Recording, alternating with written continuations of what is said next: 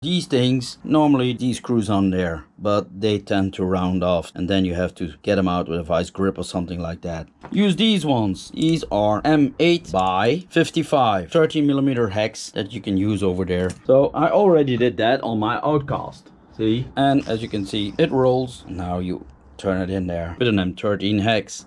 Like that. Turns perfect. And here is a screw that is 20mm long. You can drill a hole in there. I use 3.5 drill bit. Put it straight in there so it doesn't touch the threads in the other plastic. Like and subscribe if you like this content.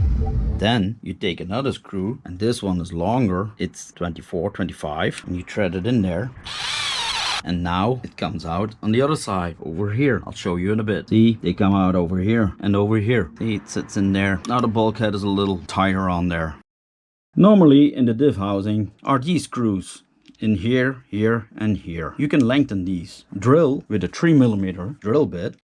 And then you can put these screws in there. These are much longer, stronger on this part. Sometimes they strip out these things and now you have more thread in them. So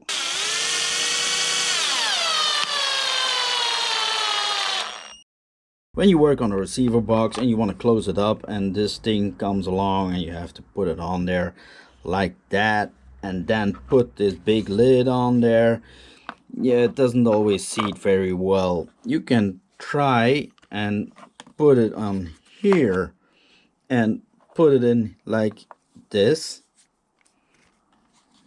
See, and hopefully it stays on, but you're going to see it falls off. So I have a solution for that one. So I have this thing with grease in there, and I'm going to put some grease inside these crevices, you see, and I'm going to put it everywhere. With this thing it's easy to put in there, otherwise you have to use your fingers.